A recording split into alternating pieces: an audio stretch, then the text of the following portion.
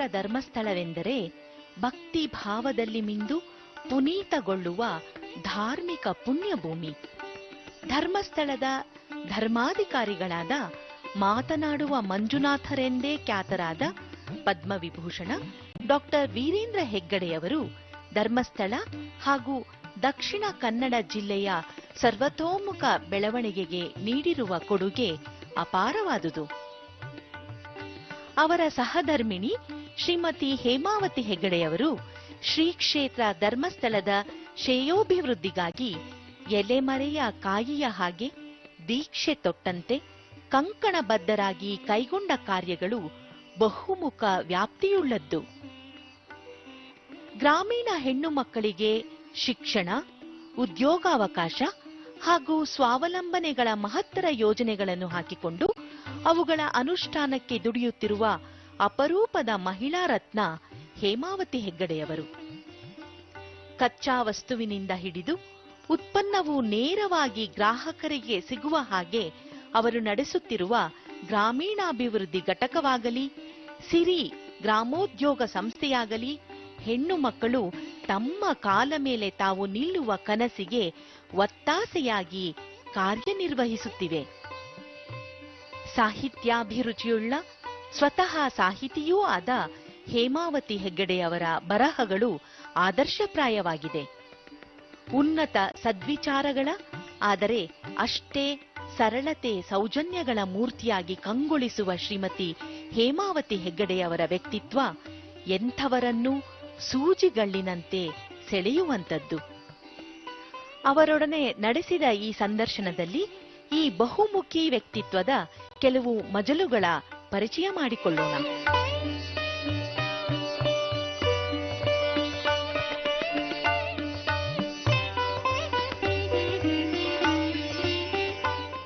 ನಮಸ್ಕಾರ. ನಮಸ್ಕಾರ.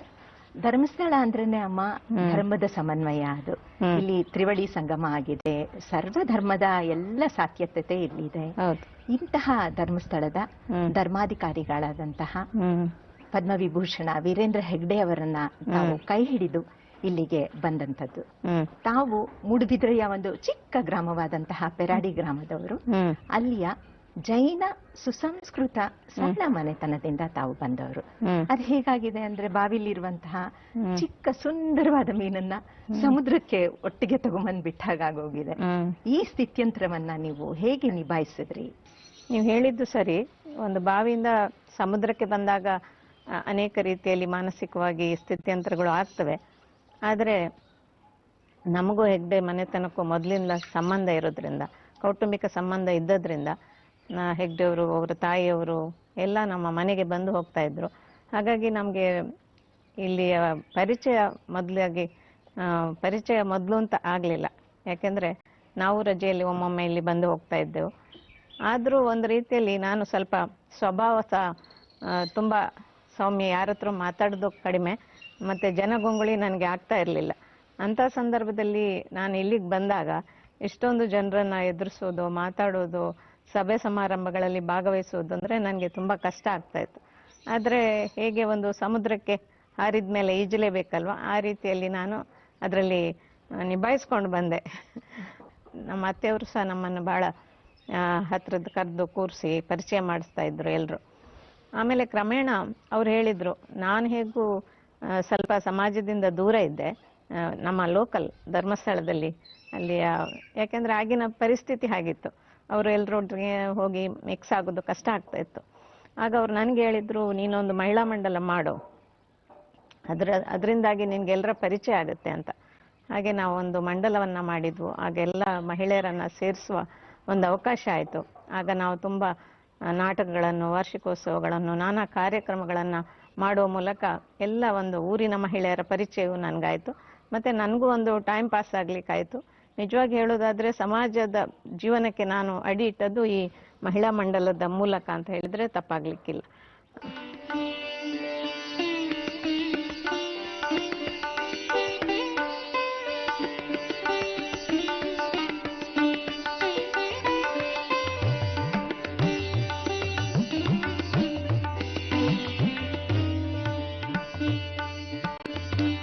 ಧರ್ಮಸ್ಥಳ ಅಂದ ಕೂಡಲೇ ನಮಗೆ ಧರ್ಮರತ್ನ ದಿವಂಗತ ಮಾತೋಶ್ರೀ ರತ್ನಮ್ಮ ಹೆಗಡತಿಯವರು ನೆನಪಾಗ್ತಾರೆ. ಇವರ ಧರ್ಮದರ್ಶಿತ್ವ, ದೂರದರ್ಶಿತ್ವ, ಇದರ ಛತ್ರ ಚಾಮರದ ಅಡಿ ಕಾವಂದ್ರು, ಸುರೇಂದ್ರಣ್ಣ, ಹರ್ಷೇಂದ್ರಣ್ಣ, ಪದ್ಮಲತಕ್ಕ ಮತ್ತು ರಾಜೇಂದ್ರಣ್ಣ ಇವರೆಲ್ಲ ಬೆಳೆದವರು, ಬೆಳಗಿ ಬಾಳದವರು. ಈ ಒಂದು ಹೆಗಡೆ ಮನೆತನ ಅಂದರೆ ಅದು ಒಂಥರ ರಾಜಮನೆತನ ಇದ್ದ ಹಾಗೆ. ಇಲ್ಲಿಗೆ ನೀವು ಸೊಸೆಯಾಗಿ ಬಂದ್ರಿ. ಪ್ರಪಂಚದಾದ್ಯಂತ ಅತ್ತೆ ಸೊಸೆ ಅಂತ ತಗೊಂಡ್ಮೇಲೆ ಅದು ಅತ್ತೆ ಸೊಸೆನೇ. ಆದರೆ ನಿಮ್ಮ ಈ ಅತ್ತೆ ಸೊಸೆ ಸಂಬಂಧ ಹೇಗಿತ್ತು? ನಮ್ಮ ಅತ್ತೆಯವರು ಯಾವತ್ತೂ ನಮಗೆ ಅತ್ತೆ ಆಗಿರಲಿಲ್ಲ. ಅವರು ನನಗೆ ಅಮ್ಮನ ಹಾಗೆ ಇದ್ದರು. ಅದಕ್ಕೆ ನಾನು ಒಂದು ಲೇಖನದಲ್ಲಿ ಬರೆದಿದ್ದೆ, ಅತ್ತೆ ಅಲ್ಲ ಅಮ್ಮ ಅಂತ ಹೇಳುವಂಥ ಒಂದು ಲೇಖನವನ್ನೇ ಬರೆದಿದ್ದೆ. ನಿಜವಾಗಿ ಅವರು ನಾನು ಇಲ್ಲಿಗೆ ಬಂದಾಗ ನನ್ನನ್ನು ಎಲ್ಲ ಧಾರ್ಮಿಕ ಕಾರ್ಯಕ್ರಮಗಳಲ್ಲಿ ತೊಡಗಿಸಿಕೊಳ್ಳುವ ಹಾಗೆ ಮಾಡಿದರು. ಅದು ಬಸದಿ ಪಂಚಕಲ್ಯಾಣಗಳಿರ್ಬೋದು, ಅಥವಾ ಸ್ವಾಮೀಜಿಯವರು ಬರ್ತಾರೆ, ಇಲ್ಲಿ ಬಹಳಷ್ಟು ಜನ ಸ್ವಾಮೀಜಿಯವರು ಬರ್ತಾರೆ, ಮುನಿಗಳು ಬರ್ತಾರೆ, ಅವರ ಸೇವೆ ಮಾಡುವಾಗಿರ್ಬೋದು, ಅಥವಾ ಜಪ ಪೂಜೆಗಳಲ್ಲಿ ನಾವು ದಿವಸ ಸಾಯಂಕಾಲ ಭರತೇಶ್ವರ ವೈಭವ ಓದ್ತಾ ಇದ್ದು ನಮ್ಮ ಕೋಣೆಯಲ್ಲಿ, ಮತ್ತು ರತ್ನಾಕರ ಶತಕಗಳನ್ನು ಹೇಳ್ತಾ ಇದ್ದು. ಈ ಎಲ್ಲದರಲ್ಲೂ ನಾವು ಮತ್ತು ಅವರು, ಮತ್ತೆ ಅವರಿಗೆ ಬಹಳ ಚೆನ್ನಾಗಿ ಹಿಂದಿ ಬರ್ತಾ ಇತ್ತು. ಅವರು ಹಿಂದಿ ಪತ್ರಿಕೆಗಳಲ್ಲಿ ಬರುವ ನ್ಯೂಸನ್ನು ನನಗೆ ಓದಿ ಹೇಳ್ತಾ ಇದ್ರು. ನಾವು ಪೇಪರ್ ಓದಿದ್ರು ಒಟ್ಟಿಗೆ ಬೆಳಿಗ್ಗೆ ಎದ್ದು ಕಾಫಿ ಕುಡಿತಾ ಪೇಪರ್ ಓದುವ ಕಾರ್ಯಕ್ರಮ ಮಾಡ್ತಾ ಇದ್ದೆವು. ನಾನು ಮದುವೆಯಾಗಿ ಬಂದಾಗ ನಮ್ಮಲ್ಲಿ ಒಬ್ರು ಹಿರಿಯವರಿದ್ರು. ಅವ್ರು ಹೇಳಿದ್ರು, ನಾವೆಲ್ಲ ಆವಾಗ ತುಳುವಿನಲ್ಲಿ ಅತ್ತೆಯನ್ನು ಮಾಮಿ ಅಂತ ಕರೀತಾ ಇದ್ದೆ. ನೀನು ಮಾಮಿ ಅಂತ ಕರೆಯೋದು ಚೆನ್ನಾಗಿರಲ್ಲ, ನೀನು ಅತ್ತೆಮ್ಮ ಅಂತ ಕರಿಬೇಕು ಅಂತ ಹೇಳಿದ್ರು. ಅದಕ್ಕೆ ನಾನು ಹೇಳಿದ್ದೆ, ಆ ಅತ್ತೆಮ್ಮ ಶಬ್ದ ಬೇಡ, ನಾನು ಬೇಕಿದ್ರೆ ಅಮ್ಮ ಅಂತ ಕರಿತೇನೆ ಅಂತ. ಹಾಗೆ ನಾನು ಅಮ್ಮ ಅಂತ ಕರೆದೆ. ಆಮೇಲೆ ಬಂದ ನನ್ನ ಎಲ್ಲ ತಂಗಿಯಂದ್ರು ಅವರನ್ನ ಅಮ್ಮ ಅಂತಾನೆ ಕರಿತಾ ಇದ್ರು. ಅದು ಅವರಿಗೂ ತುಂಬಾ ಖುಷಿ ಕೊಟ್ಟ ವಿಷಯ ಆಗಿತ್ತು. ಹಾಗೆ ನಮ್ಮ ಬಾಂಧವ್ಯ ಬಹಳ ಚೆನ್ನಾಗಿತ್ತು. ನಮ್ಮ ಮೈದ್ನಂದ್ರು ಇರ್ಬೋದು, ಅವರು ಸಹ ನನಗೆ ಬಹಳ ಗೌರವ ಕೊಡ್ತಿದ್ರು. ಅದು ಅಮ್ಮನ ಒಂದು ಪ್ರಭಾವದಿಂದಲೇ ಅವರು ನನಗೆ ಗೌರವ ಕೊಡ್ತಾ ಇದ್ರು. ಅಣ್ಣಜ್ಜಿ ಹತ್ರ, ಅತ್ತಿಗೆ ಹತ್ರ, ಎಲ್ಲರ ಹತ್ರ ಅವರಿಗೆ ಬಹಳ ಪ್ರೀತಿ. ನಮ್ಮನ್ನೆಲ್ಲ ಬಹಳ ಚೆನ್ನಾಗಿ, ನಾನು ಹೊಸದಾಗಿ ಬಂದವಳು ಅಂತ ಏನು ಭೇದ ಎಣಿಸದೆ ಬಹಳ ಚೆನ್ನಾಗಿ ನಾನು ಇಲ್ಲಿ ಹೊಂದಿಕೊಳ್ಳುವ ಹಾಗೆ ಅವರೆಲ್ಲ ನನ್ನನ್ನು ನೋಡಿಕೊಂಡ್ರು. ಹೆಚ್ಚು ಉಪವಾಸಗಳನ್ನು ಮಾಡ್ತಾ ಇದ್ರು. ಚತುರ್ದಶಿ ದಿವಸ ಇಡೀ ದಿವಸ ಉಪವಾಸ ಮಾಡ್ತಾ ಇದ್ರು. ಮತ್ತೆ ಸೋಮವಾರ, ಶುಕ್ರವಾರ ದಿನಗಳಲ್ಲಿ ಅನ್ನ ಊಟ ಮಾಡ್ತಾ ಇರಲಿಲ್ಲ, ಒಂದು ಹೊತ್ತು ಏನೋ ತಿಂಡಿ ತಗೊಳ್ತಾ ಇದ್ರು. ಹೀಗೆ ಅವರಷ್ಟು ವ್ರತ ಮಾಡ್ಲಿಕ್ಕಂತೂ ನಮಗೆ ಸಾಧ್ಯ ಆಗಲಿಲ್ಲ. ನಾವು ಅನೇಕ ಸಲ ಹೇಳ್ತಾ ಇದ್ದೆ, ನಿಮ್ಮ ಹಾಗೆ ವ್ರತ ಮಾಡಲಿಕ್ಕೆ ನಮಗೆ ಆಗಲ್ಲ ಅಂತ. ಹಾಗೆ ಅವರು ಹೇಳ್ತಾ ಇದ್ರು, ನೀವೆಲ್ಲ ಸಮಾಜ ಸೇವೆ ಮಾಡ್ತೀರಿ, ಅದೇ ದೊಡ್ಡ ವ್ರತ ಅಂತ ಹೇಳ್ತಾ ಇದ್ರು. ಹಾಗೆ ಅವರದು ಮನಸ್ಸು ಹಾಗಿತ್ತು. ವ್ರತವೇ ಎಲ್ಲರೂ ಮಾಡಬೇಕಾಗಿಲ್ಲ, ಯಾರಿಗೆ ಯಾವ ಶಕ್ತಿ ಇದೆ ಅದನ್ನು ಮಾಡ್ಬೋದು ಅಂತ ಅವ್ರು ಹೇಳ್ತಾ ಇದ್ರು. ನಿಜವಾಗಿ ನೋಡಿದ್ರೆ ಮೊದಲಿಗೆ ನನ್ನನ್ನು ಸಾಮಾಜಿಕ ಚಟುವಟಿಕೆಯಲ್ಲಿ ತೊಡಗಿಸಿಕೊಳ್ಳುವ ಹಾಗೆ ಮಾಡಿದ್ದೇ ಅಮ್ಮ. ಯಾಕೆಂದ್ರೆ ಅವ್ರು ಹೇಳ್ತಾ ಇದ್ರು, ನಾವು ಧರ್ಮಸ್ಥಳದಲ್ಲಿ ಇರಬೇಕಾದ್ರೆ ನನಗೆ ಸುತ್ತಮುತ್ತಲಿನ ಮಹಿಳೆಯರ ಹೆಚ್ಚು ಸಂಪರ್ಕ ಪರಿಚಯ ಇರಲಿಲ್ಲ. ಯಾಕೆಂದ್ರೆ ಆಗಿನ ಕಾಲ ಆಗಿತ್ತು. ಆದರೆ ಈಗ ಕಾಲ ಬದಲಾಗಿದೆ. ನೀನು ಇಲ್ಲಿಯ ಎಲ್ಲ ಮಹಿಳೆಯರನ್ನ ಸೇರಿಸ್ಕೊಂಡು ಒಂದು ಸಂಘಟನೆ ಮಾಡಬೇಕು, ಯುವತಿ ಮಂಡಲ ಮಾಡಬೇಕು ಅಂತ ಅವಾಗ ಹೇಳಿದ್ರು ನನಗೆ. ಅದೇ ಕಾರಣದಿಂದ ನಾವೊಂದು ಯುವತಿ ಮಂಡಲ ಮಾಡಿದ್ವು. ಅದರಲ್ಲೆಲ್ಲ ನಾವು ಪ್ರತಿಭಾ ಪ್ರದರ್ಶನ ಮತ್ತು ನಾಟಕಗಳು, ಅನೇಕ ನಾಟಕಗಳನ್ನು ಮಾಡಿದ್ವು. ಮತ್ತು ಯುವಜನ ಮೇಳಕ್ಕೆಲ್ಲ ಹೋಗಿ ನಾವು ರಾಜ್ಯ ಮಟ್ಟದವರೆಗೆ ಅದರಲ್ಲಿ ಪ್ರಶಸ್ತಿಯನ್ನು ಪಡೆದೆವು. ಅದರ ಜೊತೆಗೆ ಅನೇಕ ಮಹಿಳೆಯರಿಗೆ ನಾವು ಸ್ವಉದ್ಯೋಗಕ್ಕೆ ಬೇಕಾದ ಕೆಲವು ವಿಚಾರಗಳನ್ನು ಸಹ ಅದರಲ್ಲಿ ನಾವು ಮಾಡಿದ್ವು. ಇದು ನನ್ನ ಸಾಮಾಜಿಕ ಜೀವನಕ್ಕೆ ಒಂದು ನಾಂದಿ ಅಂತ ಹೇಳಿದರೆ ತಪ್ಪಾಗಲಿಕ್ಕಿಲ್ಲ. ಅದನ್ನು ಅಮ್ಮನೇ ನನಗೆ ಮೊದಲಿಗೆ ಹೇಳಿ ಮಾಡಿಸಿದ್ರು. ಇವತ್ತಿಗೂ ಮಹಿಳಾ ಮಂಡಲ ನಡೀತಾ ಇದೆ. ನಾನು ಗೌರವಾಧ್ಯಕ್ಷ ಆಗಿದ್ದೇನೆ. ಬಾಕಿ ಅಧ್ಯಕ್ಷರಾಗಿ ಅದನ್ನು ಮುಂದುವರಿಸ್ತಾ ಹೋಗ್ತಾ ಇದ್ದಾರೆ. ಇಲ್ಲಿಯ ನಮ್ಮ ದೇವಸ್ಥಾನದ ಏನು ಶ್ರಮದಾನ ಇರ್ಬೋದು, ಅಥವಾ ಬಂದ ಯಾತ್ರಾರ್ಥಿಗಳಿಗೆ ಏನು ವ್ಯವಸ್ಥೆ ಮಾಡೋದಿರ್ಬೋದು, ನೀರು ಕೊಡೋದಿರ್ಬೋದು, ಎಲ್ಲ ರೀತಿಯಲ್ಲಿ ಅವರು ಕ್ಷೇತ್ರದೊಟ್ಟಿಗೆ ತೊಡಗಿಸಿಕೊಂಡು ಕೆಲಸ ಮಾಡ್ತಾರೆ. ಆದ್ದರಿಂದ ಇಲ್ಲಿ ಇಂಥ ಒಂದು ಸಂಘಟನೆ ಬಹಳ ಮುಖ್ಯ. ಎಲ್ಲದಕ್ಕೂ ನಮ್ಮ ಯುವತಿ ಮಂಡಲದವರನ್ನ ಕರೀತಾರೆ ಸ್ವಯಂ ಸೇವಕರಾಗಿ ಕೆಲಸ ಮಾಡಲಿಕ್ಕೆಲ್ಲ.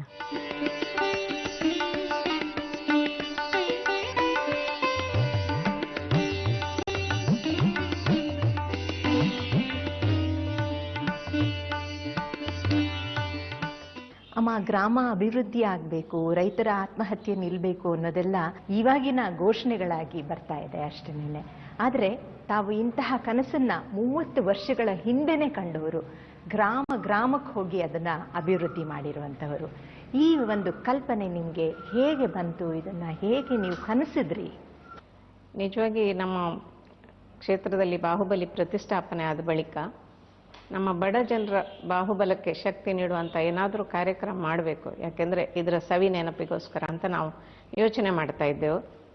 ಹಾಗೆ ನಾವು ಕಾರಲ್ಲಿ ಹೋಗಬೇಕಾದ್ರೆ ಬರಬೇಕಾದ್ರೆ ಏನು ಮಾಡ್ಬೋದು ಅಂತ ಹೇಳಿ ಅದೇ ವಿಷಯವನ್ನು ನಾವು ಚರ್ಚೆ ಮಾಡ್ತಾ ಇದ್ದೆವು. ನಾವು ಒಂದು ಸಲ ನೆನೆಸಿದ್ವು, ಎಲ್ಲ ನಮ್ಮ ಬೆಳ್ತಂಗಡಿ ತಾಲೂಕಿನ ಕೆಲವು ಗ್ರಾಮಗಳನ್ನು ತಗೊಂಡು ಅಲ್ಲಿ ಸರ್ವೆ ಮಾಡಲಿಕ್ಕೆ ಕಳಿಸಿದ್ವು, ಆ ಬಡ ಜನರ ಮನೆಯಲ್ಲಿ ಏನಿದೆ ಏನಿಲ್ಲ ಅಂತ. ಅವರೆಲ್ಲ ನಮ್ಮ ಮೇಸ್ಟ್ರುಗಳಿರ್ಬೋದು, ಊರಿನ ಯುವಕ ಮಂಡಲದವ್ರು ಇರ್ಬೋದು, ಅವ್ರು ಹೋಗಿ ಸರ್ವೆ ಮಾಡ್ಕೊಂಡು ಬಂದು ನಮಗೊಂದು ಲಿಸ್ಟ್ ಕೊಟ್ಟರು. ಫಸ್ಟಿಗೆ ನಾವು ನೆನೆಸಿದ್ವು, ಈ ಎಲ್ಲ ವಸ್ತುಗಳು ಯಾವುದು ಇಲ್ಲ ಅವ್ರ ಮನೆಯಲ್ಲಿ, ಅದನ್ನು ಕೊಡೋದು ಅಂತ ನೆನೆಸಿದ್ವು. ಆದರೆ ಇವರು ಹೇಳಿದರು, ಅಷ್ಟು ಕೊಟ್ಟರೆ ಸಾಲದು, ನಾವು ಬರೀ ಒಂದು ಹೊತ್ತಿನ ಮೀನು ಕೊಟ್ಟ ಹಾಗೆ ಆಗ್ತದೆ, ಮೀನು ಹಿಡಿಯುವುದನ್ನು ಅವರಿಗೆ ಕಲಿಸ್ಬೇಕು ಅಂತ ಹೇಳುವ ದೃಷ್ಟಿಯಿಂದ ಬೇರೆ ಒಂದು ಉಪಾಯ ಮಾಡುವ ಅಂತ ಹೇಳಿದರು. ಫಸ್ಟಿಗೆ ನಾವು ಜನರನ್ನು ಆಕರ್ಷಣೆ ಮಾಡಲಿಕ್ಕಾಗಿ ಈ ನಮ್ಮ ಯೋಜನೆಯ ಕಡೆಗೆ ಈ ಮೂಲಭೂತ ಸೌಲಭ್ಯಗಳೇನಿದೆ ಅವರಿಗೆ, ಊಟದ ಬಟ್ಲು ಇರ್ಬೋದು, ಡ್ರೆಸ್ ಇರ್ಬೋದು, ದುಡಿಯೋರಿಗೆ ಕತ್ತಿ ಇರ್ಬೋದು, ಅದನ್ನೆಲ್ಲ, ದೀಪ ಇರ್ಬೋದು. ಆಗ ನನಗೆ ಯೋಚನೆ ಬರುತ್ತೆ, ಈಗ ದೀಪ ಇತ್ತು ಎಲ್ಲ ಮನೆಗಳಲ್ಲಿ, ನಾವು ದೀಪ ಲಾಟನ್ಗಳನ್ನು ಕೊಟ್ಟದ್ದು ನೆನಪಿದೆ. ಅದನ್ನೆಲ್ಲ ತಂದು ಒಂದು ಬುಟ್ಟಿಯಲ್ಲಿ ಹಾಕಿ ಎಲ್ಲ ಗ್ರಾಮಗಳಿಗೆ ಅದನ್ನು ಕೊಟ್ಟು ಬಂದೆವು. ಅಮ್ಮ ಸಹ ಇದ್ದರು ನಮ್ಮ ಜೊತೆ. ವಿದ್ಯುತ್ ಇರಲಿಲ್ಲ ಹಳ್ಳಿಗಳಲ್ಲಿ, ಅದನ್ನೆಲ್ಲ ನಾವು ಕೊಟ್ಟು ಬಂದೆವು. ಅದರಿಂದಾಗಿ ಸ್ವಲ್ಪ ಜನ ನಮ್ಮ ಕಡೆ ಆಕರ್ಷಿತರಾದರು. ಆಮೇಲೆ ನಾವು ನಮ್ಮ ಯೋಜನೆಗೆ ಅದರ ಸರ್ವೆ ಮಾಡಲಿಕ್ಕೆ ಮತ್ತೆ ನಾವು ಮನೆಯ ಎಲ್ಲರನ್ನೂ ಕಳಿಸಿದ್ದೆವು ಹಳ್ಳಿಗಳಿಗೆ. ಅವರು ಅಲ್ಲಿ ಜನಬಲ ಎಷ್ಟಿದೆ ಮತ್ತು ದುಡಿಯುವ ಮಂದಿ ಎಷ್ಟಿದ್ದಾರೆ, ಅವರಿಗೆ ಜಾಗ ಎಷ್ಟಿದೆ, ಅವರಿಗೇನು ಕೃಷಿ ಮಾಡ್ಬೋದು, ಈ ಎಲ್ಲ ಪ್ರಶ್ನೆ ಮತ್ತು ಅದಕ್ಕೆ ತಕ್ಕ ಉತ್ತರಗಳನ್ನು ಬರ್ಕೊಂಡು ಬಂದು ಅದರ ಆಧಾರದ ಮೇಲೆ ನಾವು ಗ್ರಾಮಾಭಿವೃದ್ಧಿಯನ್ನು ಒಂದು ಗ್ರಾಮದಲ್ಲಿ ಆರಂಭ ಮಾಡಿದೆವು. ಅಲ್ಲಿಯ ಎಲ್ಲ ಮನೆಗಳಿಗೆ ಬೇಕಾದ, ಅವರಿಗೆ ದುಡಿಲಿಕ್ಕೆ ಬೇಕಾದ ಶಕ್ತಿಯನ್ನು ಕೊಡಬೇಕು, ಇಲ್ಲ ಅಂದರೆ ಅವರು ಬೇರೆಯವ್ರ ಮನೆಗೆ ದುಡಿಲಿಕ್ಕೆ ಹೋಗ್ತಾಯಿದ್ರು. ನಾವು ಹೇಳಿದರು, ನಿಮ್ಮ ಮನೆಯಲ್ಲೇ ನೀವು ಕೆಲಸ ಮಾಡಿ ಅಂದರೆ ನಮಗೆ ಹೊಟ್ಟೆ ತುಂಬುವುದು ಹೇಗೆ ಅಂತ ಕೇಳ್ತಾಯಿದ್ರು. ಅದಕ್ಕೆ ನಾವು ಹೇಳಿದೆವು, ನಿಮ್ಮ ಮನೆಯಲ್ಲೇ ನೀವು ಕೆಲಸ ಮಾಡಿ, ನಾವು ನಿಮಗೆ ಪರ್ಯಾಯವಾಗಿ ನಿಮಗೆ ಅಕ್ಕಿಯನ್ನು ಕೊಡ್ತೇವೆ ಅಂತ ಹೇಳುವ ಮಾತನ್ನು ಹೇಳಿದೆವು. ಆ ಪ್ರಕಾರ ನಾವು ಇಲ್ಲಿಂದ ಲಾರಿಯಲ್ಲಿ 5 kg 10 kg ಅಕ್ಕಿಗಳನ್ನು ಪ್ಯಾಕ್ ಮಾಡಿ ಹಳ್ಳಿಗೆ ಕಳಿಸ್ತಾ ಇದ್ದೆವು. ಅವನ ಮನೆಯಲ್ಲಿ ಅವನು ಬಾವಿ ತೆಗಿತಾ ಇದ್ರೆ ಎಷ್ಟು ಆಳ ಬಾವಿ ತೆಗೆದಿದ್ದಾನೆ ಅದಕ್ಕೆ ಅಕ್ಕಿ, ಅವನು ತೆಂಗಿನ ಸಸಿ ನೆಡಲಿಕ್ಕೆ ಗುಂಡಿ ತೆಗಿತಾ ಇದ್ರೆ ಎಷ್ಟು ತೆಗೆದಿದ್ದಾನೆ ಅದ್ರ ಮೇಲೆ ಅಕ್ಕಿ, ಅವನು ಕಾಂಪೌಂಡ್ ಕಟ್ತಾ ಇದ್ರೆ ಎಷ್ಟು ಉದ್ದ ಕಾಂಪೌಂಡ್ ಕಟ್ಟಿದ್ದಾನೆ ಅದಕ್ಕೆ ಸರಿಯಾಗಿ ಅಕ್ಕಿ. ಹಾಗೆ ಅವ್ರ ಮನೆಯಲ್ಲೇ ಅವರು ದುಡಿಯುವ ಹಾಗೆ ಮಾಡಲಿಕ್ಕೆ ಶುರು ಮಾಡಿದ್ವು. ಆಮೇಲೆ ಕ್ರಮೇಣ ಇಲ್ಲಿಂದ ಅಕ್ಕಿ ಕಳಿಸೋದು ಕಷ್ಟ ಆಯಿತು. ಯಾಕೆಂದರೆ ಬೆಳ್ತಂಗಡಿ ತಾಲೂಕು ಪೂರ್ತಿ ತಗೊಂಡಾಗ 81 ಗ್ರಾಮಗಳು ಬಂತು. ಆಗ ಕೆಲವು ಅಂಗಡಿಗಳಲ್ಲಿ ಅಕ್ಕಿಯನ್ನು ಇಟ್ಟು ಅಂಗಡಿಯಿಂದ ಅವರು ತಗೊಳ್ಳೋ ಹಾಗೆ ಮಾಡಿದ್ದು. ಆಮೇಲೆ ಅದು ಕಷ್ಟ ಆಯಿತು. ಆಮೇಲೆ ನಾವು ಒಂದು ಸ್ವಸಹಾಯ ಸಂಘದ ಕಲ್ಪನೆಯನ್ನು ಮಾಡಿದ್ದು. ಒಬ್ಬನೇ ದುಡಿದ್ರೆ ಕಷ್ಟ ಒಂದು ಮನೆಯಲ್ಲಿ, ನೀವು ಸುತ್ತಮುತ್ತಲಿನ 10 ಜನ ಒಟ್ಟು ಸೇರಿ ದುಡೀರಿ, ಆಗ ನಿಮಗೆ ಅವ್ರ ಮನೆಯಲ್ಲಿ ಊಟ ಕೊಡಬೇಕು. ಯಾರು 10 ಜನ ಒಟ್ಟಾಗಿ ದುಡಿತಾರೆ, ಇವತ್ತು ಒಬ್ಬನ ಮನೆಯಲ್ಲಿ ದುಡಿದ್ರೆ ಆ ಮನೆಯಲ್ಲಿ ಅವನಿಗೆ ಬರೀ ಊಟ ಮಾತ್ರ. ಬೆಳಿಗ್ಗೆದ್ದು ಬಂದು ಒಂದು ದುಡಿಬೇಕು, ಸಾಯಂಕಾಲದವರೆಗೆ ದುಡಿಬೇಕು, ಅಲ್ಲಿ ಕೂತು ಮೀಟಿಂಗ್ ಮಾಡಬೇಕು, ನೆಕ್ಸ್ಟ್ ಯಾರ ಮನೆಯಲ್ಲಿ ಕೆಲಸ ಮಾಡೋದು ಅಂತ ಹೇಳೋ ಬಗ್ಗೆ ಅವರು ಚರ್ಚೆ ಮಾಡಬೇಕು, ನೆಕ್ಸ್ಟ್ ಅವನ ಮನೆಯಲ್ಲಿ ಇವ್ರು ಹೋಗಿ 10 ಜನ ದುಡಿಬೇಕು. ಹೀಗೆ ಪರ್ಯಾಯವಾಗಿ 10 ಜನರ ಮನೆಯಲ್ಲಿ ಸಹ ಕೆಲಸ ಮಾಡಲಿಕ್ಕೆ ಬೇಕಾದಷ್ಟು ಜನ ಅವರಿಗೆ ಸಿಕ್ಕಿತು. ಇದರಿಂದಾಗಿ ಅವರವರ ಜಾಗಗಳ ಅಭಿವೃದ್ಧಿ ಆಗಲಿಕ್ಕೆ ಶುರುವಾಯಿತು. ಇದು ಒಂದು ಬಹಳ ಒಳ್ಳೆಯ ಕಲ್ಪನೆ. ಮತ್ತು ಸ್ತ್ರೀಯರ ಸ್ವಸಹಾಯ ಸಂಘವು ಮಾಡಿದ್ವು ನಾವು ಮಹಿಳೆಯರಿಗಾಗಿ. ಅವರು ದುಡಿಬೇಕಾಗಿಲ್ಲ, ಸ್ವಸಹಾಯ ಸಂಘದ ಮೂಲಕ ಸಾಲ ತಗೊಂಡು ಅವರ ಮನೆಗೆ ಮಕ್ಕಳಿಗೆ ಬೇಕಾದ ವಸ್ತುಗಳನ್ನು ತಗೊಳ್ಬೋದು, ಅವರಿಗೆ ಬೇಕಾದ ಮನೆಯ ಏನು ಪಾತ್ರೆಗಳಿರ್ಬೋದು, ಕುರ್ಚಿ ಇರ್ಬೋದು, ಬೇಕಾದ ಸವಲತ್ತುಗಳನ್ನು ಅವ್ರು ಮಾಡ್ಕೊಳ್ಬೋದು, ಚಿನ್ನ ಬಣ್ಣ ಏನು ಬೇಕಾದರೂ ಅವ್ರು ಮಾಡ್ಕೊಳ್ಬೋದು. ಈ ರೀತಿ ಮಹಿಳೆಯರನ್ನು ಸಹ ಈ ಸಂಘದಲ್ಲಿ ಸೇರಿಸಿದ್ರು.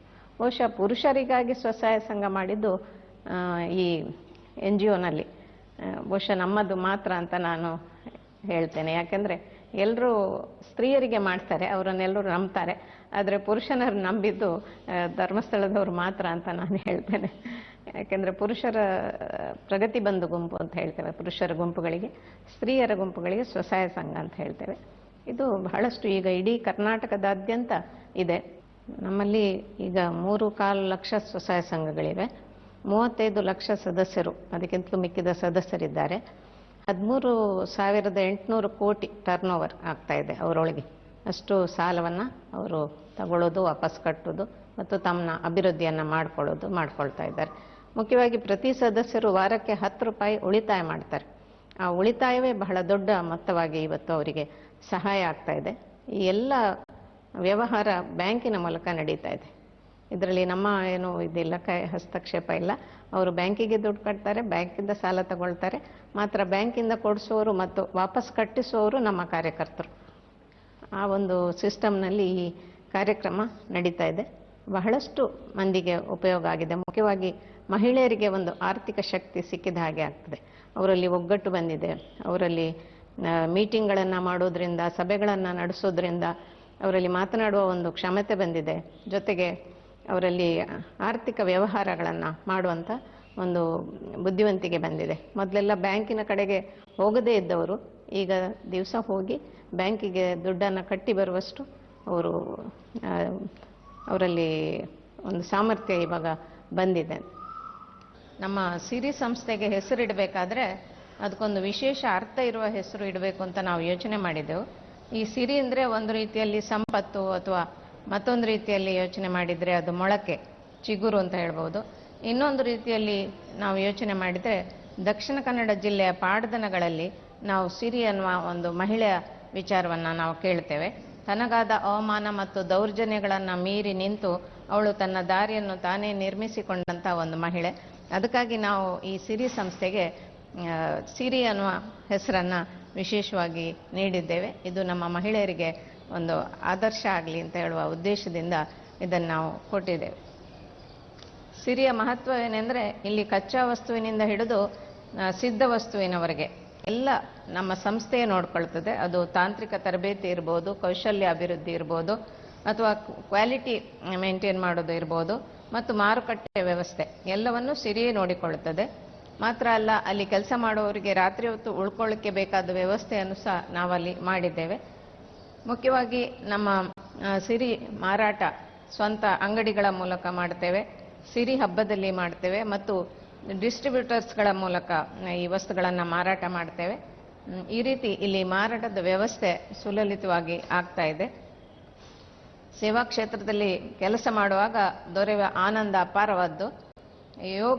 ಯೋಜನೆಯ ಫಲಾನುಭವಿಗಳ ಜೀವನ ಈ ಯೋಜನೆಯಿಂದಾಗಿ ಹೇಗೆ ಸಮೃದ್ಧವಾಗಿದೆಯೋ ಹಾಗೆ ಅದರಲ್ಲಿ ತೊಡಗಿಸಿಕೊಂಡ ನಮ್ಮ ಜೀವನವು ಸಮೃದ್ಧವಾಗಿದೆ ಅಂತ ಹೇಳೋದು ನನಗೆ ಒಂದು ವಿಶೇಷ ಆನಂದ ಆಗ್ತಾ ಇದೆ.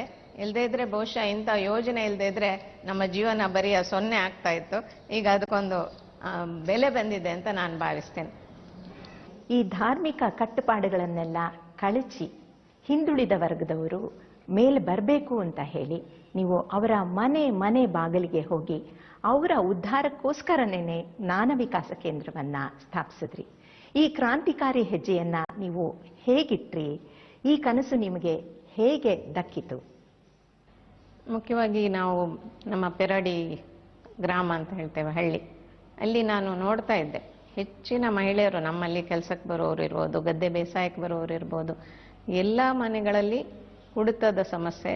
ಗಂಡ ದುಡಿಲಿಕ್ಕಿಲ್ಲ, ಹೆಂಗಸರು ಮಾತ್ರ ದುಡಿಯೋದು. ಒಂದು ಕಾಯಿಲೆ ಬಂದರೆ ಅವ್ರ ಹತ್ರ ಕೈಯಲ್ಲಿ ಕಾಸಿರ್ಲಿಕ್ಕಿಲ್ಲ, ಅವರ ಬೆಂಡಲೆಯೋ ಅವರ ಕರಿಮಣಿಯೋ ತಂದು ಮನೆಯಲ್ಲಿ ಕೊಡ್ತಾ ಇದ್ರು. ಹಾಗಾಗಿ ಅದನ್ನು ನೋಡ್ತಾ ನಾನು ಬೆಳೆದೆ. ಇವ್ರಿಗೆ ಏನಾದರೂ ಮಾಡಬೇಕು ಅಂದರೆ ಆವಾಗ ನನಗೆ ಅವಕಾಶ ಇರಲಿಲ್ಲ. ಯಾವಾಗ ನಾನು ಕ್ಷೇತ್ರಕ್ಕೆ ಬಂದೆ, ಯಾವಾಗ ಗ್ರಾಮಾಭಿವೃದ್ಧಿ ಯೋಜನೆ ಬಂದಾಗ ನನಗೆ ಒಂದು ಬಹಳ ಆಸಕ್ತಿ ಬಂತು. ಇದು ನನ್ನ ಬಹಳ ಪ್ರೀತಿಯ ಕಾರ್ಯಕ್ರಮ ಅಂತ ಆಯಿತು. ಗ್ರಾಮಾಭಿವೃದ್ಧಿಯಲ್ಲಿಯೂ ನಾನು ಯೋಚನೆ ಮಾಡ್ತಾ ಇದ್ದೆ, ಮಹಿಳೆಯರ ಕೈಗೆ ಆರ್ಥಿಕ ಶಕ್ತಿ ಬಂದಿದೆ, ಆದರೆ ಅವರಿಗೆ ಆಲೋಚನೆಯ ಶಕ್ತಿ ಬರಬೇಕು. ಅನೇಕ ವಿಷಯಗಳಲ್ಲಿ ಅವರನ್ನು ಪ್ರಬುದ್ಧರಾಗಿ ಮಾಡಬೇಕು ಅಂತ ಹೇಳುವ ಯೋಚನೆ ಬಂದದ್ರಿಂದ ನಾವು ಜ್ಞಾನ ವಿಕಾಸ ಅಂತ ಒಂದು ಕಾರ್ಯಕ್ರಮ ಆರಂಭ ಮಾಡಿದ್ದೆವು. ಈಗ ಇಡೀ ಕರ್ನಾಟಕದಾದ್ಯಂತ 3,000 ಕೇಂದ್ರಗಳು ಕೆಲಸ ಮಾಡ್ತವೆ. ಒಂದೊಂದು ಕೇಂದ್ರಗಳಲ್ಲಿ 50 ರಿಂದ 60 ಮಹಿಳೆಯರು ಅಲ್ಲಿ ಒಟ್ಟು ಸೇರ್ತಾರೆ. ಮೊದಲೆಲ್ಲ ಬರೀ ವಾರಕ್ಕೊಮ್ಮೆ ಒಂದೊಂದು ವಿಷಯಗಳ ಬಗ್ಗೆ ಅವರಿಗೆ ಮಾಹಿತಿ ಕೊಡ್ತಾ ಇದ್ದು. ಈಗ ತಿಂಗಳಿಗೊಮ್ಮೆ ನಾವು ಮಾಹಿತಿಯನ್ನು ಕೊಡ್ತಾ ಇದ್ದೇವೆ. ಅದಕ್ಕಾಗಿ ನಮ್ಮ ಸಮನ್ವಯ ಅಧಿಕಾರಿಗಳು ಅಂತ ಇದ್ದಾರೆ. ಒಂದು ತಾಲೂಕಿನಲ್ಲಿ 25 ಕೇಂದ್ರಗಳನ್ನು ಅವರು ನಡೆಸ್ತಾರೆ. ಆ ಸಮನ್ವಯಾಧಿಕಾರಿಗೆ ಬೇಕಾದ ಟ್ರೈನಿಂಗನ್ನು ನಾವು ಮೊದಲೇ ಕೊಡ್ತೇವೆ. ಅದು ಆರೋಗ್ಯದ ಬಗ್ಗೆ ಇರ್ಬೋದು, ಪೌಷ್ಟಿಕ ಆಹಾರದ ಬಗ್ಗೆ ಇರ್ಬೋದು, ಮಕ್ಕಳ ಲಾಲನೆ ಪಾಲನೆ ಬಗ್ಗೆ ಇರ್ಬೋದು, ಶಿಕ್ಷಣದ ಬಗ್ಗೆ ಇರ್ಬೋದು, ಅಥವಾ ಸ್ವಉದ್ಯೋಗದ ಬಗ್ಗೆ ಇರ್ಬೋದು, ಮತ್ತು ನಮ್ಮ ಆ ಊರಿನ ಜ್ವಲಂತ ಸಮಸ್ಯೆಗಳನ್ನು ತಿಳ್ಕೊಂಡು ಆ ಬಗ್ಗೆ ಕೆಲಸ ಮಾಡೋದಿರ್ಬೋದು. ಆ ಎಲ್ಲ ವಿಚಾರಗಳ ಬಗ್ಗೆ ಅವರಿಗೆ ನಾವು ನಮ್ಮಲ್ಲಿ ಟ್ರೈನಿಂಗ್ ಸೆಂಟರ್ಗಳಿದೆ, ಅಲ್ಲಿ ಟ್ರೈನಿಂಗ್ ಕೊಟ್ಟು ಅವರಿಗೊಂದು ಸರ್ಟಿಫಿಕೇಟ್ ಕೊಡ್ತೇವೆ. ಅವರು ಅದನ್ನು ತಗೊಂಡು ಮತ್ತು ನಾವು ಪ್ರತಿ ಗ್ರಾಮದಲ್ಲಿ ಒಂದೊಂದು ಲೈಬ್ರರಿಯನ್ನು ಸ್ಥಾಪನೆ ಮಾಡಿದ್ದೇವೆ, ಮಹಿಳೆಯರಿಗೆ ಸಂಬಂಧಪಟ್ಟ ಲೈಬ್ರರಿ. ಅದರಲ್ಲಿ ಎಲ್ಲ ವಿಚಾರಗಳು ಇದೆ. ಅದನ್ನು ಅವರು ಓದಿಕೊಂಡು ತಿಳ್ಕೊಂಡು ನಮ್ಮ ಸ್ವಸಹಾಯ ಸಂಘಗಳು, ಇವರು ಜ್ಞಾನ ವಿಕಾಸ ಕೇಂದ್ರಗಳಿಗೆ ಹೋಗಿ ಅವರು ಪಾಠ ಮಾಡ್ಬೋದು. ಸಂಪನ್ಮೂಲ ವ್ಯಕ್ತಿಗಳ ಬಗ್ಗೆಯೂ ಅವರನ್ನು ಕರ್ಕೊಂಡು ಬಂದು ಅವ್ರು ಬೇಕಾದ ಮಾಹಿತಿಯನ್ನು ಕೊಡಿಸ್ಬೋದು. ಮತ್ತು ಎಲ್ಲ ಸದಸ್ಯರಿಗೆ ಈ ಲೈಬ್ರರಿಯಿಂದ ಪುಸ್ತಕಗಳನ್ನು ಕೊಡುವ ವ್ಯವಸ್ಥೆ ಸಹ ನಾವು ಮಾಡಿದ್ದೇವೆ. ಅದರ ಜೊತೆಗೆ ಬೀದಿ ನಾಟಕ ಮತ್ತು ಸಿನಿಮಾಗಳನ್ನು ಚಲನಚಿತ್ರ ಪ್ರದರ್ಶನದ ಮೂಲಕ, ಸಂವಾದದ ಮೂಲಕ ಮತ್ತು ಸಭೆ ಸಮಾರಂಭಗಳನ್ನು ಮಾಡಿಸಿ ಬಲ್ಲವರಿಂದ ಅವರಿಗೆ ಮಾಹಿತಿಯನ್ನು ಕೊಡುವ ಮೂಲಕ, ಈ ಎಲ್ಲ ಬೇರೆ ಬೇರೆ ಸಂಪನ್ಮೂಲಗಳ ಮೂಲಕ ನಾವು ಅವರಿಗೆ ಮಾಹಿತಿಯನ್ನು ಕೊಡಿಸ್ತಾ ಇದ್ದೇವೆ. ನಮ್ಮ ಮಹಿಳೆಯರು ಬಹಳ ಉತ್ಸಾಹದಿಂದ ಈ ಕೇಂದ್ರಕ್ಕೆ ಬರ್ತಾರೆ. ಅದಕ್ಕೆ ಅದರದ್ದೇ ಆದ ಒಂದು ಧ್ಯೇಯ ಗೀತೆ ಇದೆ, ಕಟ್ಟುವೆವು ಕಂಕಣವ ನಮ್ಮಭ್ಯುದಯಕ್ಕೆಂದು ತಟ್ಟುವೆವು ಜ್ಞಾನದ ದ್ವಾರಗಳನ್ನು ಅಂತ. ಅದನ್ನು ನಾನೇ ಬರೆದಿದ್ದೆ. ಇವಾಗ ಎಲ್ಲ ಕೇಂದ್ರಗಳಲ್ಲಿ ಅದನ್ನು ಫಸ್ಟಿಗೆ ಅವ್ರು ಹೇಳ್ತಾರೆ. ಅಂದರೆ ನಮ್ಮ ಆತ್ಮವಿಶ್ವಾಸವನ್ನು ನಾವು ಬೆಳೆಸ್ಕೊಳ್ಬೇಕಲ್ಲದೆ ಬೇರೆಯವರನ್ನು ಬೇಡಿ ಕಾಡಿ ನಾವು ಮೇಲೆ ಬರಬಾರ್ದು ಅಂತ ಹೇಳುವ ಒಂದು ಉದ್ದೇಶದಿಂದ ಆ ಒಂದು ಹಾಡನ್ನು ಹಾಡುವಾಗಲೇ ಅವರಿಗೆ ಒಂದು ರೀತಿಯ ಆತ್ಮವಿಶ್ವಾಸ ಬರ್ತದೆ. ಮತ್ತು ನಮ್ಮ ಸ್ವಯಂ ಸೇವಕರು ಯಾರು ನಮ್ಮ ಸಮನ್ವಯಾಧಿಕಾರಿಗಳು ಅವರು ಸಹ ಬಹಳಷ್ಟು ಕೆಲಸ ಮಾಡ್ತಾರೆ. ಹಳ್ಳಿ ಹಳ್ಳಿಗೆ ಹೋಗ್ತಾರೆ, ಮಹಿಳೆಯರನ್ನು ಒಟ್ಟು ಸೇರಿಸ್ತಾರೆ, ಅವರಿಗೆ ಕೇಂದ್ರಗಳನ್ನು ಮಾಡ್ತಾರೆ. ಅಲ್ಲಿ ರಂಗೋಲಿ ಇರ್ಬೋದು, ಹೂಗುಚ್ಛ ತಯಾರಿ ಇರ್ಬೋದು, ಮತ್ತು ನಾಟಕಗಳಿರ್ಬೋದು, ಎಲ್ಲವನ್ನ ಅವರು ಈ ಕೇಂದ್ರಗಳಲ್ಲಿ ಒಂದು ಜೀವಂತವಾಗಿ, ಆ ಕೇಂದ್ರಗಳನ್ನು ಇನ್ನೂ ಜೀವಂತವಾಗಿ ಇಟ್ಟಿದ್ದಾರೆ. ಒಂದು ವಾರ ಹೋಗದೇ ಇದ್ರೆ, ಒಂದು ತಿಂಗಳಿಗೆ ನಾನು ಹೋಗದೇ ಇದ್ರೆ ಅಯ್ಯೋ ಕೇಂದ್ರ ಮಿಸ್ ಆಯ್ತಲ್ವ ಅಂತ ಹೇಳುವ ಹಾಗೆ ನಮ್ಮ ಮಹಿಳೆಯರು ಸಹ ಬಹಳ ಆಸಕ್ತಿಯಿಂದ ಇದಕ್ಕೆ ಬರ್ತಾ ಇದ್ದಾರೆ.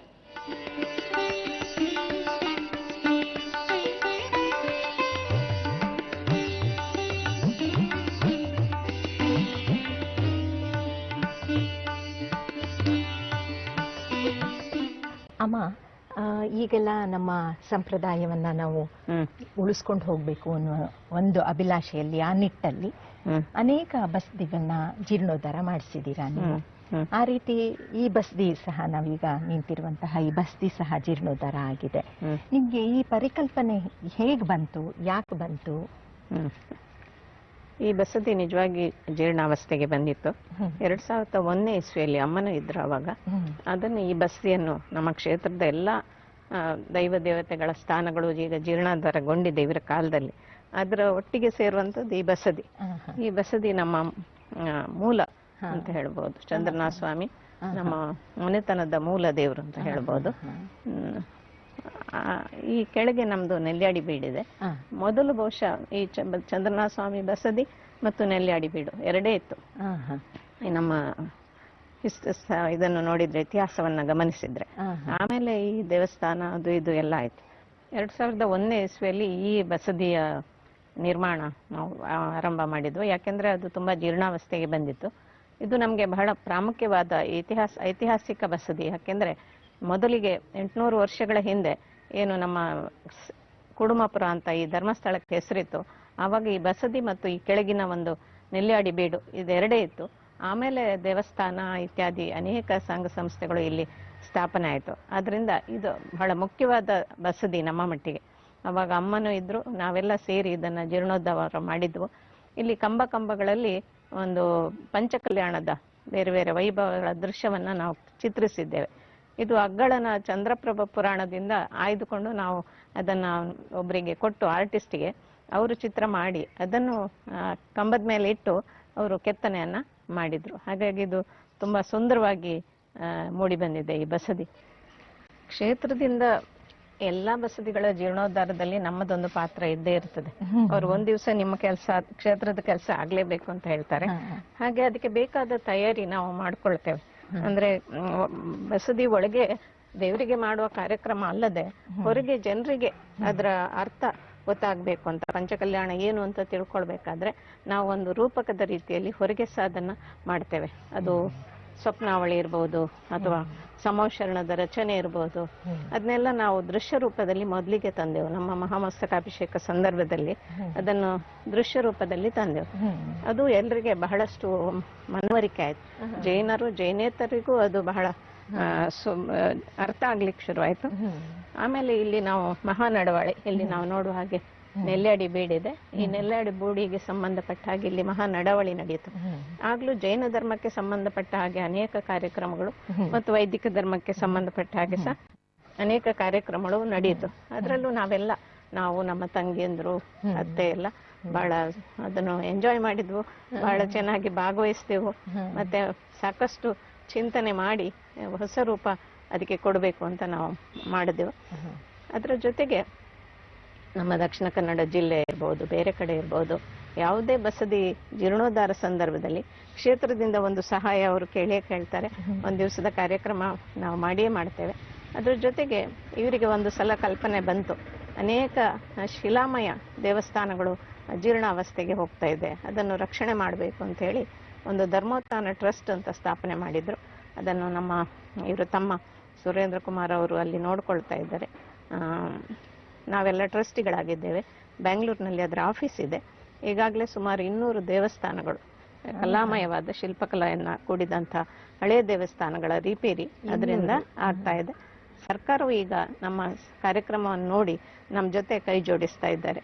ಸರ್ಕಾರವು ಪಾಲು ನಮ್ಮ ಕಾರ್ಯಕ್ರಮದಲ್ಲಿ ಇದೆ.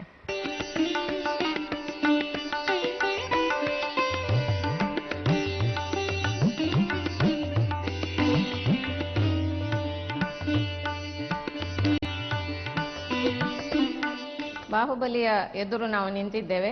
ರಾಗ ದ್ವೇಷ ಮೋಹಗಳನ್ನು ಗೆದ್ದ ಈ ತ್ಯಾಗ ಮತ್ತು ಅಹಿಂಸೆಯ ಪ್ರತೀಕವಾದ ಬೃಹತ್ ಮೂರ್ತಿಯನ್ನ ನೋಡಿ ನಮಗೂ ನಮ್ಮ ದೌರ್ಬಲ್ಯಗಳನ್ನು ಮೀರಿ ನಿಲ್ಲುವ ಸಂದೇಶ ಸಿಗಲಿ ಅಂತ ನಾವು ಆಶಿಸ್ತೇವೆ. ಇಲ್ಲಿ ಬಂದವರೆಲ್ಲ ಜಾತಿ ಮತ ಭೇದ ಇಲ್ಲದೆ ಬಾಹುಬಲಿಯ ದರ್ಶನ ಮಾಡ್ತಾರೆ ಮತ್ತು ಇಲ್ಲಿ ಸಂದೇಶಗಳನ್ನು ತಗೊಂಡು ಹೋಗ್ತಾರೆ.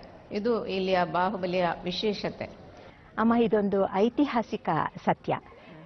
ನಾವು 1980ನೇ ದಶಕದಲ್ಲಿ ಈ ರತ್ನಗಿರಿಯಲ್ಲಿ ಈ ಒಂದು ಬಾಹುಬಲಿಯ ಒಂದು ಮೂರ್ತಿ ಸ್ಥಾಪನೆ ಆಯಿತು. ಆ ಒಂದು ಅಭೂತಪೂರ್ವ ಗಳಿಗೆ ನಿಮಗೆ, ಆ ಅಮೃತಗಳಿಗೆ ಹೇಗನ್ನಿಸ್ತು? ಅದನ್ನ ನೀವು ಪ್ರತಿಯುದ್ದಕ್ಕೂ ದಾರಿಯುದ್ದಕ್ಕೂ ಅನುಭವಿಸ್ಕೊಂಡು ಬಂದವರು, ಆ ಗಳಿಗೆಗಳನ್ನ ನಿಮ್ಗೆ ಮಾತಲ್ಲಿ ಕಟ್ಕೊಡೋದಕ್ಕೆ ಸಾಧ್ಯನಾ? ಹೇಗೆ ಹೇಳಿ ಅಮ್ಮ. ನಿಜವಾಗಿ ಇದನ್ನು ಮಾತಲ್ಲಿ ಕಟ್ಕೊಡೋದು ಕಷ್ಟ, ಅನುಭವಿಸ್ಬೇಕಷ್ಟೇ. ಆದರೂ ನಾನು ಈ ಚಾರಿತ್ರಿಕ ಘಟನೆಗೆ ಸಾಕ್ಷಿಯಾಗಿದ್ದೆ. ಯಾಕೆಂದರೆ ಆಗಷ್ಟೇ ನನ್ನ ಮದುವೆ ಆಗಿತ್ತು. ಬಾಹುಬಲಿ ಸಾಗಾಣಿಕೆ ಕಾರ್ಕಳದ ಬೆಟ್ಟದಿಂದ ನಮ್ಮ ಧರ್ಮಸ್ಥಳ ತಲುಪಬೇಕಿತ್ತು. ದಾರಿಯುದ್ದಕ್ಕೂ ನಾವು ಅದರ ಜೊತೆಗೆ ನಡ್ಕೊಂಡು ಬರೋದು, ಅಲ್ಲಲ್ಲಿ ಸಭೆ ಸಮಾರಂಭಗಳು, ಜನರು ಸ್ವಾಗತ ಮಾಡೋದು, ಅರ್ಧ ನಿಜವಾಗಿ ಪ್ರತಿಷ್ಠೆ, ದೇವರ ಪ್ರತಿಷ್ಠೆ ಮಾರ್ಗದಲ್ಲೇ ಆಗಿದೆ. ಅಷ್ಟು ಜನ ಭಕ್ತಿಯಿಂದ ಪೂಜೆ ಮಾಡ್ತಾ ಇದ್ರು, ಅಭಿಷೇಕ ಮಾಡ್ತಾ ಇದ್ರು ಮಲಗಿದ ಮೂರ್ತಿಗೆ. ಆಮೇಲೆ ಇಲ್ಲಿ ಬಂದು ಬಾಹುಬಲಿಯ ಮಲಗಿಸಿದ್ರು. ಆಮೇಲೆ ಬಾಹುಬಲಿಯ ನಿಲ್ಲಿಸುವಂಥ ಕಾರ್ಯ ಅದು ಸಹ ಬಹಳ ಅದ್ಭುತವಾಗಿತ್ತು ಮತ್ತು ಬಹಳ ಒಂದು ರೋಚಕವಾದ ಸಂದರ್ಭ. ಅದನ್ನೊಂದು ದೊಡ್ಡ ತೊಟ್ಟಿಲ್ ಮಾಡಿ ಆ ತೊಟ್ಟಿಲಿನೊಳಗೆ ಈ ಮಗುವನ್ನು ಮಲಗಿಸಿದಾಗೆ ಆ ಮೂರ್ತಿಯನ್ನು ಮಲಗಿಸಿ ನಿಧಾನವಾಗಿ ಮೇಲೆತ್ತಿ ಪಂಚಾಂಗದೊಳಗೆ ಅದನ್ನು ನಿಲ್ಲಿಸುವಂಥ ದೃಶ್ಯ ಅದು ಬಹಳ ಚೆನ್ನಾಗಿತ್ತು. ತುಂಬ ಒಂದು ರೀತಿಯಲ್ಲಿ ಭಯ ಮತ್ತು ಭಕ್ತಿಯನ್ನು ಹುಟ್ಟಿಸುವ ವಾತಾವರಣ ಅಲ್ಲಿ ನಿರ್ಮಾಣ ಆಗಿತ್ತು. ಅಮ್ಮ, ತಾವು ಕವಿ ಹಾಗೂ ಲೇಖಕಿ ಸಹ. ನೀವು ನಿರಂತರ ಪ್ರಗತಿ ಅನ್ನುವಂತಹ ಗ್ರಾಮೋದ್ಯೋಗ ಪತ್ರಿಕೆಗೆ, ಮಾಸಿಕ ಪತ್ರಿಕೆಗೆ ಗೆಳತಿ ಅನ್ನುವಂತಹ ಅಂಕಣವನ್ನ, ಹಾಗೇನೇನೆ ಮಂಜುವಾಣಿಗೋಸ್ಕರ ಮಗಳಿಗೊಂದು ಪತ್ರ ಅನ್ನುವಂತಹ ಅಂಕಣವನ್ನ ನೀವು ಬರಿತಾ ಇದ್ದೀರಾ. ಈ ಲೇಖನ ಮಾಲೆಗಳನ್ನ ಓದ್ತಾ ಇದ್ರೆ ಹೇಮಾವತಿ ಅಮ್ಮನವರು ಬೇರೆನೇ ಆಗಿ ನಮಗೆ ಕಾಣಿಸ್ತಾರೆ. ಇದು ನೀವು ಮಗಳಿಗೊಂದು ಪತ್ರದಲ್ಲಿ ಮಗಳಿಗೆ ನಮ್ಮ ಸಂಸ್ಕಾರ ಸಂಸ್ಕೃತಿಯನ್ನೆಲ್ಲ ಕೊಡೋದ್ರ ಜೊತೆಗೆ ಅನೇಕ ಮೌಲ್ಯಗಳನ್ನು ಹೇಳಿ ಜೀವನವನ್ನ ಹೇಗೆ ಎದುರಿಸಬೇಕು ಅಂತ ಹೇಳ್ಕೊಂಡು ಬಂದಿದ್ದೀರಾ. ಈ ಲೇಖನ ಮಾಲೆಯನ್ನ ಓದಿದಂತಹ ಅನೇಕ ಹೆಣ್ಮಕ್ಳು, ಯಾಕಂದ್ರೆ ನೀವು ನನ್ನ ಮಗಳೊಬ್ಳೇ ಮಗಳಲ್ಲ, ಇಡೀ ಕರ್ನಾಟಕದ ಎಲ್ಲ ಹೆಣ್ಣು ಮಕ್ಕಳು ನನ್ನ ಮಕ್ಕಳು ಅನ್ನುವಂತಹ ಭಾವನೆಯನ್ನ ಇಟ್ಕೊಂಡು ಬರೆದಿದ್ರಿಂದ ಈ ಲೇಖನ ಮಾಲೆ ಎಷ್ಟು ಪ್ರಖ್ಯಾತವಾಗಿದೆ ಅಂತಂದ್ರೆ ಇದನ್ನ ಓದಿದಂತಹ ಅನೇಕ ಮಹಿಳೆಯರು ಅವರ ಜೀವನವನ್ನೇ ಬದಲಾಯಿಸ್ಕೊಂಡ್ಬಿಟ್ಟಿದ್ದಾರೆ. ಈ ಒಂದು ಸಾಧನೆ ತಮಗೆ ಹೇಗೆ ಸಾಧ್ಯ ಆಗ್ತಾ ಇದೆ ಅಮ್ಮ? ನಾವು ನಿಜವಾಗಿ ಲೇಖಕಿ ಅಂತ ಹೇಳಲಿಕ್ಕೆ ಬಯಸೋದಿಲ್ಲ. ನಾನು ತುಂಬ ಓದ್ತಾ ಇದ್ದೆ ಮೊದಲಿಗೆ. ಯಾವಾಗ ಅಮ್ಮನವರ ದೇಹಾಂತ್ಯ ಆಯಿತು ಆವಾಗ ಮಂಜುವಾಣಿಯಲ್ಲಿ ಮಗಳಿಗೊಂದು ಪತ್ರ ನಿಂತು ಹೋಗುತ್ತೆ ಅಂತ ಜನ ಎಲ್ಲ ಬರೀಲೇಬೇಕು ಅಂತ ಒತ್ತಡ ಹಾಕಿದ್ರು. ಹಾಗಾಗಿ ನಾನು ಅನಿವಾರ್ಯವಾಗಿ ಈ ಬರವಣಿಗೆಯಲ್ಲಿ ತೊಡಗಿಸ್ಕೊಳ್ಬೇಕಾಗಿ ಬಂತು. ನಾನು ನನ್ನ ಓದಿನ ಕೆಲವು ವಿಚಾರಗಳನ್ನು ನೆನಪಿಸ್ಕೊಂಡು ಸಣ್ಣ ಪುಟ್ಟ ಲೇಖನಗಳನ್ನು ಬರೀಲಿಕ್ಕೆ ಶುರು ಮಾಡಿದೆ. ಮೊದಲಿಗೆ ಬಹಳ ಕಷ್ಟ ಆಗ್ತಾ ಇತ್ತು. ಎಲ್ಲರ ಲೇಖನ ಹೋದ್ಮೇಲೆ ನನ್ನದು ಲೇಖನ ಆಚೆಗೆ ಹೋಗ್ತಾ ಇತ್ತು. ಆದರೆ ಈಗ ಎಲ್ಲಿ ನೋಡಿದ್ರು ಏನಾದರೂ ಒಂದು ವಸ್ತು ವಿಷಯ ನನಗೆ ಸಿಗ್ತದೆ, ಅದನ್ನೇ ನಾನು ಬರಿತೇನೆ ಮತ್ತು ಅನೇಕ ಕಥೆಗಳನ್ನು ಉದಾಹರಣೆಗಳನ್ನು ಸೇರಿಸಿಕೊಂಡು ನಾನು ಒಂದು ಲೇಖನವನ್ನು ಕಟ್ಟಿಕೊಡ್ತೇನೆ. ಒಂದು ಪೇಜಿಗಷ್ಟೇ ನನ್ನ ಲೇಖನ ಸೀಮಿತವಾಗಿರ್ತದೆ. ಓದುಗರಿಂದ ಹೆಚ್ಚು ಹೆಚ್ಚು ಪ್ರೋತ್ಸಾಹ ಬಂದ ಹಾಗೆ ನಮಗೆ ಬರೀಲಿಕ್ಕೆ ಹೆಚ್ಚು ಆಸಕ್ತಿಯು ಬರ್ತದೆ. ಹಾಗೆ ನೀವು ಹೇಳಿದಾಗೆ ನಿರಂತರ ಪತ್ರಿಕೆಯಲ್ಲಿ ನೋಡಿದರೆ ನಮ್ಮ ಗ್ರಾಮಾಭಿವೃದ್ಧಿ ಯೋಜನೆಗೆ ಸಂಬಂಧಪಟ್ಟ ಮಹಿಳೆಯರು, ನಮ್ಮ ಜ್ಞಾನ ವಿಕಾಸಕ್ಕೆ ಸಂಬಂಧಪಟ್ಟ ಮಹಿಳೆಯರಾದ್ರಿಂದ ಅವರಿಗೆ ನಾವು ಬೇರೆ ರೀತಿಯಲ್ಲಿ ಬರಿಬೇಕಾಗತ್ತೆ. ಅದರಲ್ಲಿ ನೈರ್ಮಲ್ಯ ಬಗ್ಗೆ, ಸ್ವಚ್ಛತೆಯ ಬಗ್ಗೆ, ಮಕ್ಕಳ ಪಾಲನೆ ಬಗ್ಗೆ, ಅದನ್ನು ಶಿಕ್ಷಣಕ್ಕೆ ಬಗ್ಗೆ, ಪರಿಸರ ನೈರ್ಮಲ್ಯದ ಬಗ್ಗೆ, ಹೀಗೆ ಅವರಿಗೆ ಸಂಬಂಧಪಟ್ಟ ಲೇಖನಗಳನ್ನು ನಾನು ಅದರಲ್ಲಿ ಬರಿತೇನೆ.